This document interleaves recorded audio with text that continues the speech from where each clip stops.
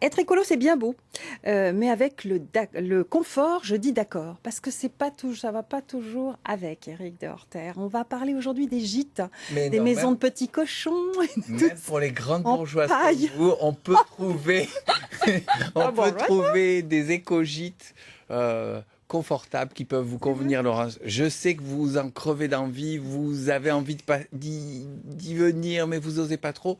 Allez-y, cet été, vous avez Mhm. un label éco-gîte Ah qui a voilà. été mis en place par les Gîtes de France.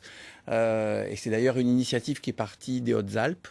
Il y a donc tout un tas de normes pour avoir ce label. Notamment, il faut que ce soit isolé avec des matériaux écologiques. On en parlait la semaine dernière, qui viennent pas forcément de très loin, hein, puisque le chanvre peut venir du Luberon. Vous trouvez ça sur le parc, Alors sur le voilà un site du parc. exemple Voilà un d'éco-gîte. exemple d'éco-gîte qui est à Sigoyer dans les Hautes-Alpes. Mhm. Pas Euh, très glamour, hein, quand même, hein.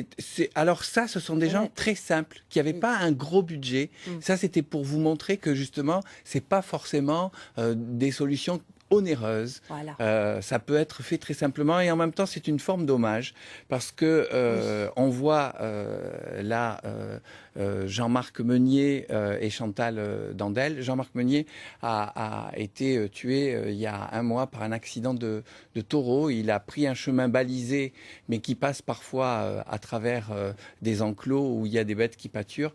Et malheureusement, le taureau Mm. n'a pas apprécié et il l'a chargé. Donc un éco-gîte où évidemment les matériaux respectent l'écologie, l'environnement, le paysage, et ça c'est une alternative aux vacances à la ferme, Alors, c'est ça? il y a des écogîtes qui sont aussi carrément bioclimatiques. Hum. Vous savez qu'il y a là, ce que vous avez vu, c'est pas une architecture bioclimatique.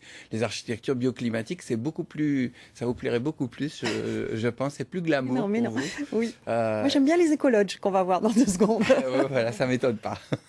C'est parti pour l'écologe. Qu'est-ce qu'on peut en Alors, dire? l'écologe, Oui. c'est une solution plus légère, hein. C'est un peu une tente de luxe, on va dire, qui est installée, c'est une structure légère qui est installée comme ça, en général, dans un site naturel pour pouvoir en profiter au maximum. Alors, il y a les commodités Mhm. classiques, mais vous êtes pleinement... On est dans la nature, voilà, c'est il y a ça. des cabanes dans les arbres. Et celui qu'on C'est voit là, c'est charmant, hein. celui d'Isabella Salusti à Saint-Janet. Magnifique.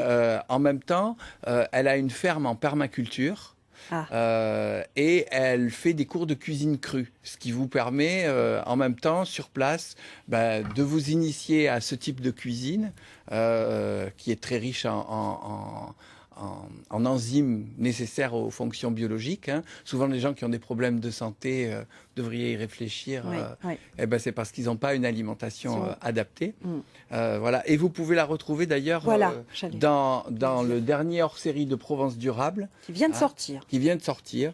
Il y a tout un tas aujourd'hui même.